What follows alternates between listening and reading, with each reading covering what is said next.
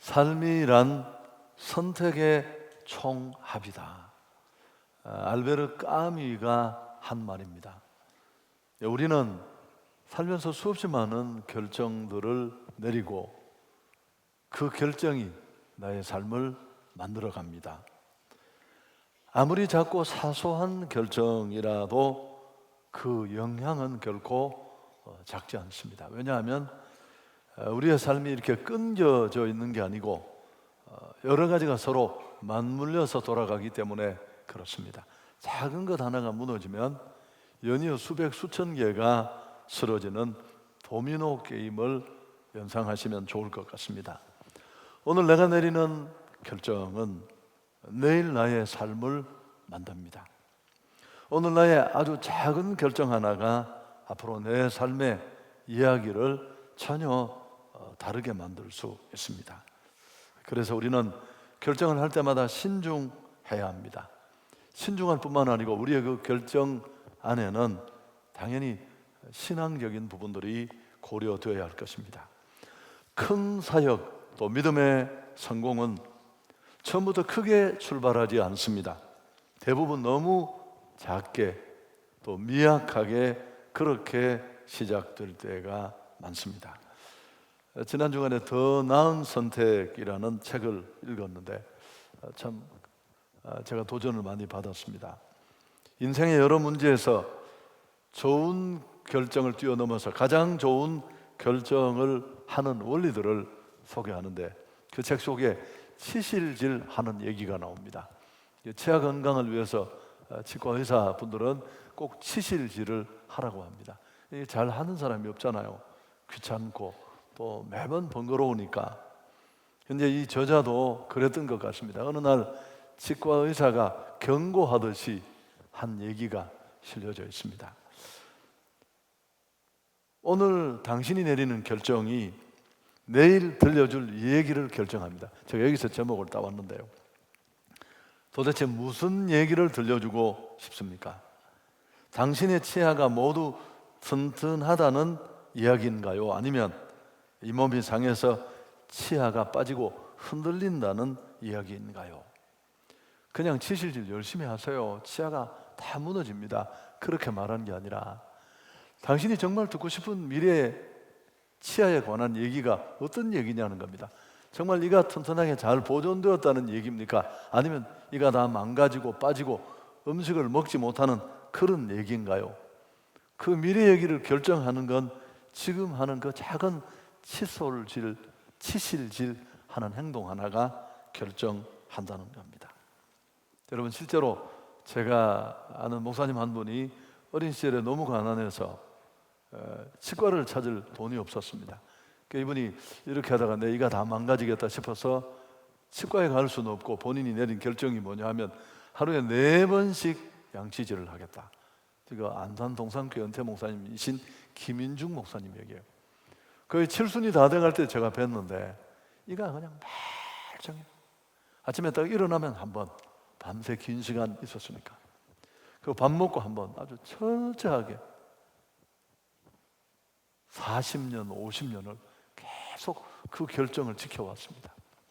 그래서 누구보다 청년 같은 그런 치아 건강을 가지고 있었습니다.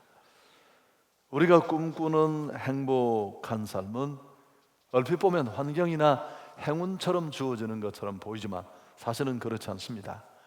어느 순간에 결정을 하고 또 그 결정을 실행에 옮기기 위한 구체적인 행동을 매번 계속했습니다. 아마 그 일을 계속하는 과정에 수없이 많이 그만둘 수밖에 없는 게으름의 문제든지 고비들을 넘기면서 그렇게 다 대가를 치른 끝에 그런 결과를 얻게 됩니다. 우리는 나름대로 어느 분야에든지 정상에 선 사람들을 보면 이렇게 상상합니다. 그들 인생 속에 정말 대단하고 결정적인 그런 몇 차례의 중요한 결단이 있었을 것이다. 그럴 수 있습니다. 잘 다니던 직장을 내려놓고 벤처를 하고 또 일평생 해오던 일에 직종을 바꾸어서 도전하고 이런 모험을 거는 결단들이 있었을 수 있습니다. 소수고 대부분의 사람들은 그렇지 않습니다. 별로 중요하지 않은 것처럼 보이는 사소한 일, 누구도 그 일이 뭐 그렇게 큰 일을 만들까, 뭐 치실질 하는 것 같은 이런 종류의 작은 선택들을 꾸준히 계속 실행해온 결과들이 어느 날 그들을 거인처럼 그 자리에 세운 겁니다. 우리의 작은 선택과 결정들이 습관을 만듭니다. 습관은 누적 효과를 내고 마침내 내가 원하는 내 삶의 이야기를 완전히 바꿔놓습니다. 좀 부정적인 얘기지만 담배를 피워서 중독된 사람을 한번 예로 들어보겠습니다. 처음부터 누가 내 폐를 새까맣게 만들고 내 건강을 그냥 다 망가뜨려야지 이런 마음으로 담배 피우는 사람 없습니다. 학교 다닐 때 그 연기 나는 그게 너무 신기해서 아버지 거 몰래 한번 피워보고 또 친구들끼리 뭐 골목길에서 한번 흉내 내다가 어떻게 그게 중독이 되어서 20년, 30년 한갑 두갑 피우다가 결국 그런 코너로 몰린 겁니다. 게임에 빠진 사람도 마찬가지입니다. 그냥 심심해서 무료해서 휴대폰으로 또 인터넷으로 한두 번 하다가 이 고리에 묶여서 게임 중독을 못 벗어나고 인생 다 망가뜨리고 할 때 할 일 하지 못하는 그런 자리로 끌려가게 된 겁니다. 사소한 결정이 내 삶을 바꾸어 놓습니다. 지금까지 우리가 살면서 내린 최고의 결정은 다 예수 믿는 사람들이고 사부 예배 나오셨으니까요. 예수를 믿고 따르기로 한 우리의 선택일 것입니다. 저는 확신해요. 청년기 시절에 누군가 그런 얘기를 했습니다. 제가 설교를 들었는데 자기가 아무리 생각해봐도 예수 믿는 건 너무 잘한 일 같고 그간에 좋은 일들, 기억될 만한 일들, 기념될 만한 일들이 많았지만 다 지나고 보니까 시시한데 수십 년이 흐르고 난 지금도 예수 믿은 그 결단, 그 기억은 날마다 새롭고 빗바래지 않는다. 제가 10번도 더 했는 것 같아요. 제가 이제 청년 때 상당히 반항 기질이 있던 사람이어서 그 설교를 들으면서 그런 생각을 했습니다. 하여튼 목사들은 말을 하면 꼭 저렇게 과장법을 쓰고 뭐 그게 그렇겠냐, 중요한 줄은 내가 알겠는데 뭐 누구에게인가 영향을 미치려면 그렇게 얘기해야 되겠지라고 내가 생각을 했어요. 제가 이제 그분이 설교하던 나이보다도 오히려 더 나이가 든 위치에 서서 지금 돌아보니까 너무 정확한 얘기예요. 여러분, 어쩌다가 내가 예수를 믿었지. 자, 그 사랑이 참 크구나. 또 내가 그건 좀 이해가 되는데 목사가 되었고 내가 하나님의 일을 할 수 있고 이제 막 60 국산 나이로 60 가까이 왔잖아요. 60이잖아요 제가. 여러분, 인생이 덧없이 지나가고 너무 빨리 지나가는 걸 보면서 때때로 이렇게 허망한 생각이 들 때가 있어요. 하나님 안에 있는데도 그때 내가 이런 생각을 합니다. 야, 예수 안 믿는 인간들 진짜 대단하다. 어떻게 그걸 견뎌내나? 이 짧은 인생이 너무 빨리 지나가서 몰려오는 한 것도 없는 것 같은데 너무 머리는 막 빠지고 뭐 온 마음으로 막아도 그게 되나요? 그런 것들을 보면서 그때 그 목사님의 설교를 또 생각해요. 야, 정말 사실이구나. 시간이 가고 세월이 가도 예수 믿는 이 축복의 감격은 사라지지 않는. 여러분 표정들이 너무 밋밋하세요. 뭐 우울해서 지쳐서 그렇다고 생각하겠습니다. 여러분, 선택은 나의 몫입니다. 아쉬움이 있고 안타까움이 있어도 과거로 돌아가서 다시 시작은 못해요. 왜? 인생은 일생이에요. 이생이 아니라. 그렇지만 누구라도 오늘 시작할 수 있습니다. 내 가까운 미래, 먼 훗날에 내 이 얘기를 바꿀 수 있는 그 놀라운 결말을 가능하게 하는 시작을 우리는 오늘 할 수 있다는 사실입니다. 여러분, 위대한 일은, 대단한 일은 아주 조그마한 일들이 모여서 이루어집니다. 스가랴서 4장 10절에 있는 말씀인데요, 이 작은 시작들을 비웃지 말라. 여호와께서 일이 시작되는 것을 보고 기뻐하시기 때문이다. NLT 영어 번역 중에서 가장 잘된 번역이라고 이구동성으로 말하는 그 번역을 직역한 겁니다. 그저 아주 미미한 일 하나를 시작하는 것을 보고 하나님은 기뻐하신다는 겁니다. 신앙 안의 결단이었겠죠. 뭐 또 말하면 치실질 같은 그런 작은 일이라도 그 일이 만드는 나중에 아름다운 결과들을 예상하기 때문에 그렇습니다. 우린 제때 적절한 훈련을 받고 결정하지 않으면 전혀 충동에 끌리고 생각대로 살아서 내가 정말 듣고 싶어하는 얘기하고는 전혀 다른 그런 얘기를 들을 수도 있습니다. 경제 사정이 좀 좋지 않은 분이 있다고 칩시다. 근데 맨날 친구하고 밥 먹을 때도 야, 나 월급도 얼마 못 받는데 많이 받는 네가 쏴라. 그리고 밥 얻어 먹고. 여러분 그렇게 20년 간다고 뭐가 달라지겠습니까? 그러던 어떤 친구가 있었는데 마음에 결심을 했습니다. 야, 이렇게 사서는 안 되겠다. 내가 비록 박봉이지만 11조 드리고 나서 일정 금액을 꼭 모아야 되겠다. 착실하게. 그렇게 한 15년을 했더니만 얼마 안 있었던 빚도 청산하고 작은 아파트도 준비하고 이제는 친구와 밥을 먹을 때도 그렇게 계산대 앞에 늦게 갈 필요도 없고 밥도 쏘고 또 쓸 때 아주 많이는 모르지만 쓸 수 있고. 여러분 너무 작은 일에 얘기해서 감동이 되지 않죠? 자기의 그 작은 수입을 작다고 해서 늘 책임을 회피하는 자리에 있지 않고 그 작은 것 중에 더 작은 것을 떼어서 10년, 15년을 꾸준히 그 일을 반복하고 절제했더니만 이제 그런 핑계 같은 탓을 하지 않는 자유로운 사람이 되더라는 겁니다. 또 한 사람 얘기를 해볼까요? 늘 규칙적으로 운동하는 사람을 부러워했어요. 자기 관리가 된 사람이니까. 근데 얼핏 보기는 날씬해 보이는데 배가 좀 나왔습니다. 야식을 너무너무 좋아했었어. 근데 어느 날 운동을 해야 되겠다고 마음을 먹었는데 그게 쉽지 않거든요. 그렇지만 끝까지 멈추고 또다시 시작하고 그래도 끝까지 그 야식 먹는 수십 년 된 습관을 못 고쳤었는데 한 6개월 전에 밤에 음식을 먹는 것은 목소리에도 영향을 미친다는 걸 알게 되고 그 남았던 작은 야식의 잔재를 끊었어요. 그리고 배가 홀쭉해졌어요. 이렇게. 저 얘기예요. 여러분 저는 30대에도 이렇게 보면 날씬해 보이는데 양복 윗도리를 딱 벗으면 배가 볼록했어요. 여청년들이 깜짝 놀라서 저게 누구 배냐고.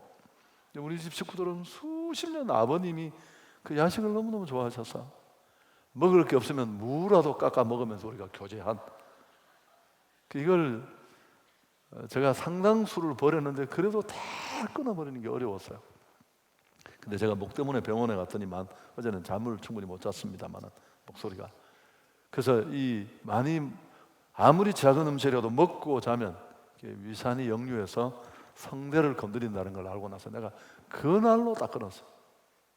한 달 만에 배가 바로 민자가 딱 되더라고. 그러니까 여러분 내가 무슨 얘기를 하느냐 하고 싶으냐 하면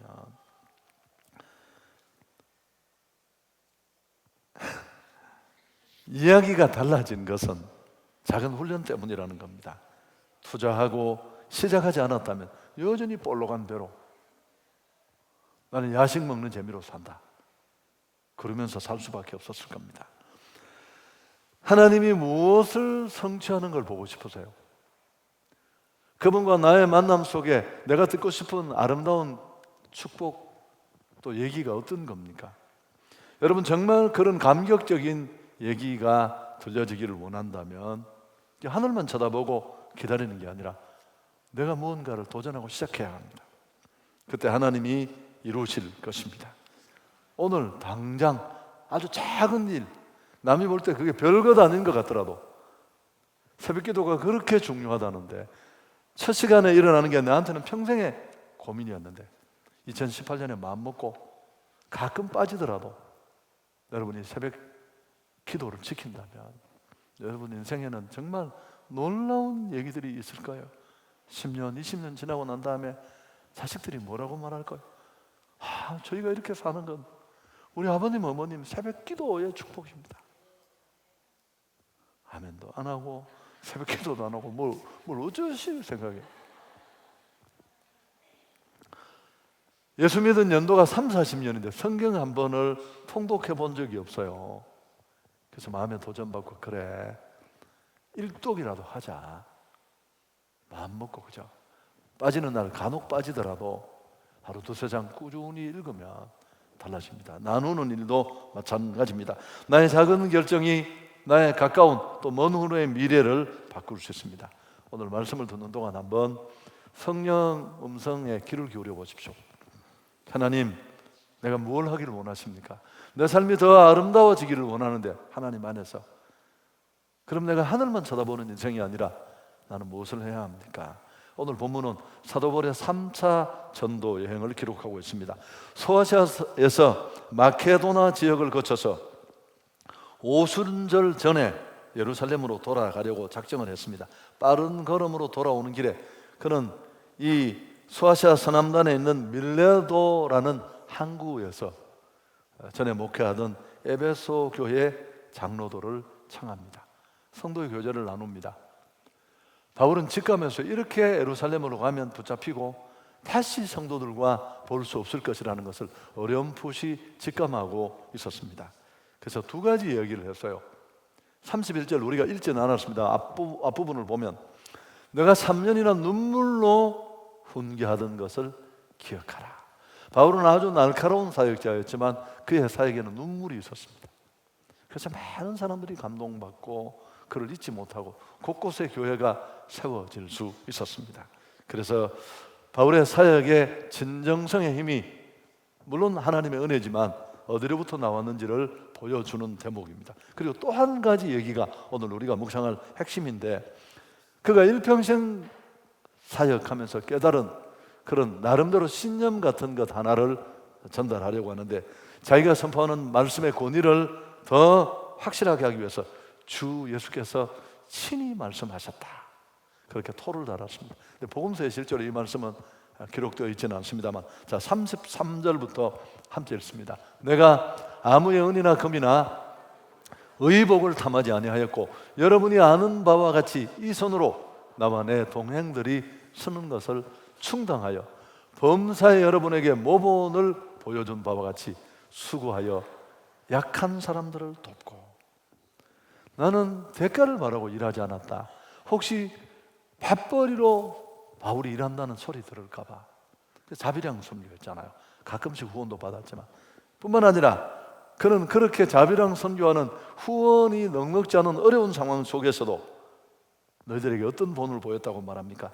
약한 사람 돕고 병든 사람 도와주고 또 주변에 도움이 필요한 사람들에게 도움을 베푸는 삶을 내가 너희들에게 보여주었다.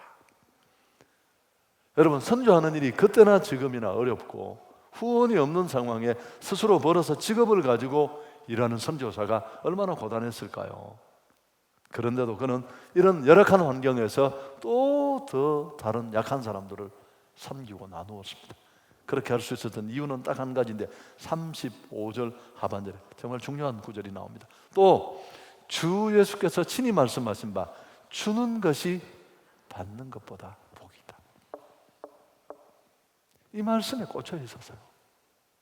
그래서 그는 어려워도 정말 축복된 게 뭔지를 알게 되어서 나누고 섬기면서 살 수 있었다는 겁니다. 이제 사역의 정리를 눈앞에 둔 노 사도가 자기 삶과 신앙의 평생을 돌아보면서 마치 정리를 하듯이 남겨준 교훈이고 삶의 신조였습니다.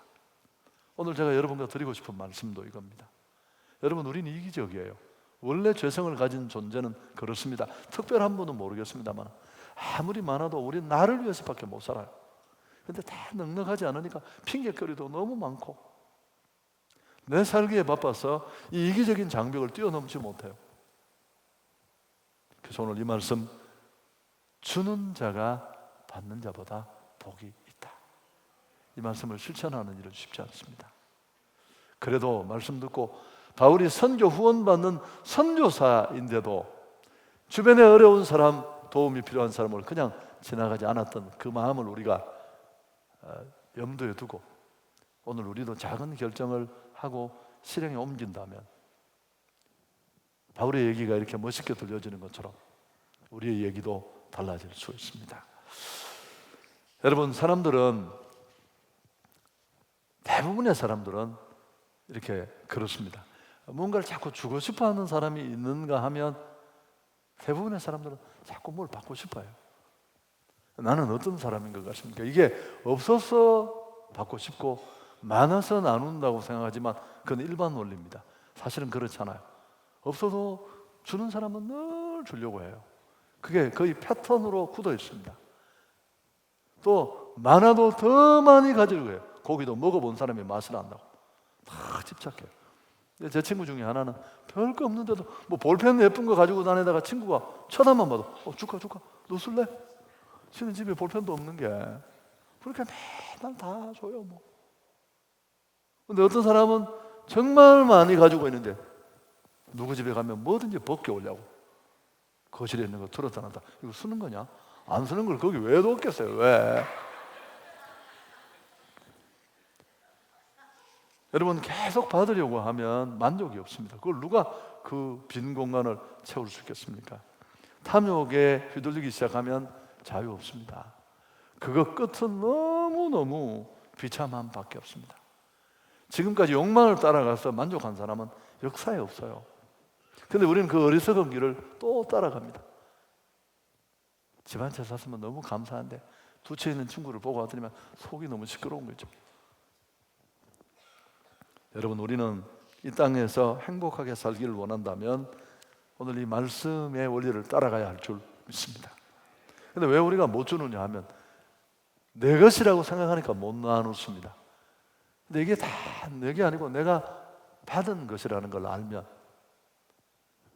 예수도 주셨고 생명도 주셨고 성령도 주셨고 건강도 주셨고 아멘 할 때까지 하려고 해요. 여러분, 자녀도 이게 어느 것 하나가 내 힘으로 되지 않는다는 걸 다 살아봐서 너무너무 잘 압니다. 은혜 아니면 살아갈 수 없네요. 어떤 사람은 노래를 만들었는데 나는 그 노래를 불러도 내 마음에 전혀 와닿지 않고 이게 정말 내 거라고 생각하는데 그걸 어떻게 놓겠습니까? 잠깐 하나님의 것인데 내게 맡겨져 있다 생각하면 우리는 언제든지 더 필요한 사람에게 돌려주고 나누어 줄 수 있습니다. 그래서 주는 삶은, 나누는 삶은 주님을 따라 닮아가는 삶의 모습이라고 할 수 있습니다. 이 큰 십자가의 사랑을 받았고 예수를 먹고 예수의 피를 마시고 내가 구원받았는데 우리는 복음도 나누고 내가 가진 축복도 나눌 수 있어야 합니다. 우리가 나눠야 될 건 크게 두 가지예요. 첫 번째는 오늘 헌금 작정 주일이라서 제가 일부 예배를 제 아내가 왔길래 설교를 듣고 그 설교가 어땠냐고 물으니까 뭐가 딱 의도했는 설교대요. 헌금 작정하라고. 그래서 내가 그럼 뭐 어떻게 해야 되느냐. 오늘 선교 헌금 또 장학 헌금 작정한다고 하는 설교죠. 그래서 그렇게 이야기하면 은혜가 안 되는데. 그래서 우리가 할 수 있는 건 크게 두 가지입니다. 하나는 너희는 먼저 그의 나라와 그의 의를 구하라고 했는데 그 예수님을 전하는 이 선교하는 일, 우리가 할 수 있는 일입니다. 사실 그의 나라와 그의 의에 우선순위를 두라고 했는데 우리는 맨날 내 나라에 관심이 많아요. 내 나라. 무엇 먹고 무엇 마시고 무엇 입고 생활하고 또 이거 박봉을 쪼개서 노후는 어떻게 하고 맨날 이 국민. 제가 얼마 전에 그랬잖아요. 뭐 이렇게 이제 노후를 생각하면서 뭘 좀 준비한다고 새벽에 끙끙 앓았더니만 어느 날 주님이 너 요새 굉장히 바쁘구나. 그래서 내가 왜 그러시냐고 하니까 난 네가 내 나라 직원인 줄 알았는데 최근에 니를 보니까 너는 네 나라 직원이라는 거야. 그래서 내가 눈치를 채고 아니 하나님 그거 뭐 주신 거 내가 조금 절약해서 이 노후를 생각하니까 그래서 내가 설명이 안 돼서 좋습니다. 그럼 당신 나라 하시죠 뭐. 이렇게 포기하고 나서 제가 마음의 자유를 누릴 수 있었습니다. A.W. 토저는 세상의 어떤 소유도 영원한 부로 변화될 수 없다. 무엇이든지 그리스도에게 드리는 것은 즉시 불멸의 것으로 변한다. 말을 좀 어렵게 했습니다. 여러분, 내가 가진 그 축복, 그 누림을 내가 잡고 있으면 영원할 줄 아는데 나를 위해 남겨둔 건 아무것도 없어요. 화장실로 다 들어가요. 하나도 남지 않습니다. 그러나 이게 주를 위한 것으로 옮겨질 때 불멸의 것으로 바뀝니다. 누군가는 이렇게 표현하기도 했습니다. 주를 위해 한 것만 남는다. 여러분 한번 살아보십시오. 맨날 나를 위해서 먹고 마시고 살았는데 아무것도 없어요. 화장실에 다 있지. 인색한 마음 접고 욕망을 내려놓고 수백 번 만에 한 번 누구를 도왔는데 세상에 그것만 남아있는 거였죠. 시간이 지나고 나니까 그것만이 나에게 도움될 때가 한두 번이 아니었습니다. 또 한 가지는 그래서 장학헌금, 사실은 이게 저로부터 출발한 겁니다. 선교 헌금도 하고 뭐 그런 건 하지만 1년을 돌아보면 남을 돕는 일이 없더라고요. 총각 때 또 아이들이 많지 않을 때는 뭐 등록금도 도와주고 했는데 여러분 애 새 키우면서 그런 거 잘 못했어요. 뭐 이것저것 일들 뭐 또 많으니까요. 그래서 너무 마음에 죄스러워서 이 죄스러운 마음을 조금이라도 만회할 수 있는 기회를 만들자 싶어서 성경 못 읽은 사람이 산에 가서 일독하고 내려오는 기분으로 이제 아이디어를 찾던 중에 지금 서울시장인 이분이 그때 사회운동할 때 이 1% 운동을 했었어. 그래서 고민하지 말고 소득의 1%를 내자. 그래서 장학헌금으로 어려운 사람들 돕자. 여러분 10년 넘게 이 일이 진행이 돼서 기금이 만들어졌고 매번 뭐 1,000명 넘는 사람이 장학의 혜택을 받고 있습니다. 여러분 잘 아시는 얘기니까. 복 있는 삶이 어떤 삶일까요? 하늘에서 복을 내린다고 생각하지만 운명처럼 여겨질 수 있는 데 아닙니다. 정확하게 보면 복 받을 수 있는 준비가 된 사람이 복을 받습니다. 복은 땅에 있는 게 아니고 복 주시는 분은 하나님이세요. 세상에는 복이 없어요. 망할 세상, 죄 때문에 찰나의 그 짧은 인생을 누리는 세상에 무슨 복이 있겠습니까? 근데 하나님이 모두를 사랑하시지만 아무나 축복하시진 않아요. 여러분 안 될 때 되는 기업, 한국교회가 다 어려워서 지금 감소할 때 변화를 만드는 교회, 우연히 그런 일이 있을까요? 동네 아파트가 있어서 되는 게 아니라 다 그럴 만한 이유가 있어요. 축복받는 사람, 멀리서 보면 운이 좋은 것처럼 보이지만 가까이 친해져 보십시오. 그 인간이 꼭 복받을 짓을 한다니까요. 그래서 복을 받는 거예요. 아멘. 여러분 우리는 이렇게 살아야 합니다. 내가 받았으니까 주어야 되고 복 있는 삶의 약속이 여기 있기에 우리는 베풀면서 살아야 할 줄 믿습니다. 지구촌을 돌아보세요.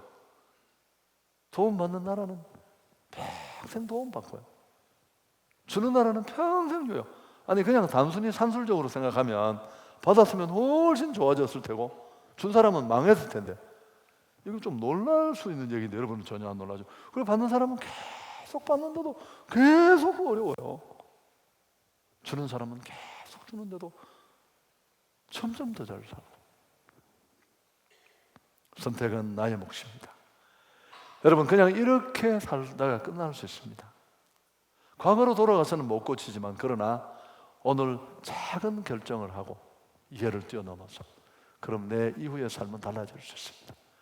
자, 우리가 죽었다고 칩시다. 내 장례식에 뭐 그래도 친구들이 며칠 오지 않겠습니까? 지인들도 친척들도 그 자리에 함께 있으면서 영안실에 모여서 뭔가 얘기를 했을 것 같아요. 야, 그 친구 참 어려운 집에 태어났는데 열심히 살았다. 성실했다. 근데 내 엄마한테 밥 한 번 얻어먹은 적 없다. 그 새끼 그 구두쇠했다 그거. 그런 이야기도 다 할 거예요. 여러분 어떤 얘기가 들려지기를 원하세요? 그 얘기를 바꿀 수 있는 시작이 오늘 비롯될 수 있습니다. 할렐루야. 마지막 설교를 마치면서 얘기를 하고 싶었는데 좋은 얘기가 없었어요. 너무 잘하는 뻔한 얘기. 여러분 기분 나쁘고 속상한 그 또 하나 그 얘기를 하려고요. 록펠러 얘기입니다. 록펠러는 30세에 이미 백만장자가 됐습니다. 30대. 40대 미국 최고 부자가 되었고요. 50대 중반에는 전 세계 견줄자가 없는 최고 갑부의 반열에 올랐습니다. 한때는 미국 정유소의 95%가 록펠러 거고, 여러분 빌 게이츠가 재산이 많다고 하는데 지금의 화폐로 계산하면 빌 게이츠가 가졌던 재산의 3배가 넘는 재산을 록펠러가 가지고 있었습니다. 그러나 그는 행복하지 않았습니다. 미 의회는 그가 미친 듯이 인수합병하는 것을 막으려고 독점 방지법을 만들어서 그의 독주를 제동을 걸었고, 주변 사람들은 하나같이 수군거렸습니다. 돈밖에 모르는 더러운 부자라고. 여러분, 그러니까 뭐가 행복했겠어요? 무슨 보람이 있었겠습니까? 아무도 따라오지 않는데 늘 쫓기는 것 같았고, 엎친 데 덮친 격으로 50대 중반에 병이 찾아왔습니다. 기관지 천식과 위궤양이 걸려서 의사는 1년밖에 살지 못한다는 사형 선고를 내렸어요. 마지막 점검을 받으려고 휠체어를 타고 병원으로 들어왔는데, 병원 현관에 액자가 하나 걸려있는데 이 성경 말씀이 들어있었어요. 주는 자가 받는 자보다 복되다. 그 구절을 탁 들여다보는데 눈물이 확 쏟아졌어요.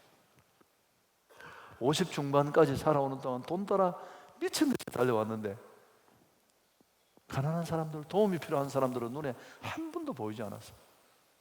아, 내 인생 문제가 있구나 생각을 했는데, 갑자기 눈을 감고 이제 옆에서 소란이 일어나서 눈을 떠보니까 초췌한 어머니 하나가 간호원과 실강의를 벌이고 있었습니다. 병원비는 없는데 딸을 입원시켜달라고 급한데 간호사는 안 된다고 록펠러가 비서를 보내서 이름을 밝히지 않고 병원비를 대신 치러주고, 병원에 있는 동안 기적같이 이 소녀가 회복되는 것을 봅니다. 너무 행복했고, 그는 자서전에 그렇게 썼습니다. 나는 살면서 이렇게 행복한 삶이 있는 줄 몰랐다. 근데 그때 그는 마음에 결심합니다. 이제 내 남은 생에는 다른 사람들을 도우면서 살아야 되겠다. 여러분, 이렇게 마음을 먹고 나니까 의술로 못 고친다고 하던 병이 감쪽같이 사라졌습니다. 록펠러는 98세까지 살았어요. 엄청나게 많이 일을 했죠. 여러분, 12개, 시카고 대학을 비롯한 12개 대학을 세웠어요. 그리고 도서관, 시민들 물 다 공짜로 주고, 잘 아는 얘기잖아요. 교회를 4,928개를 세웠어요. 이걸 그냥 98로 나누어도 1년에 90개, 100개씩 교회를 지었어요. 제정신이 아니죠. 그리고 나중에 이렇게 회고했습니다. 인생 전반기 55년은 늘 쫓기며 살았는데, 나누며 살았던 후반기 43년은 정말 행복하게 살았다. 아멘 하시면 제가 마치려고요. 여러분, 결정하십시오.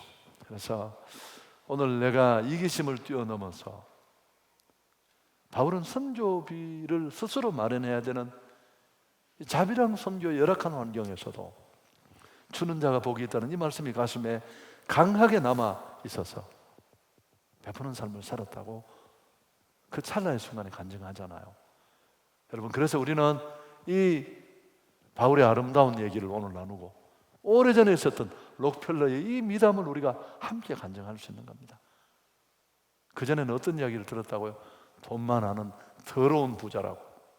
그 얘기를 바꾼 건 50대 중반에 찾아온 그 위기에서 그가 내린 작은 결정과 선택, 또 실행이 이야기를 바꿨습니다. 하나님 경험 돌리겠습니다.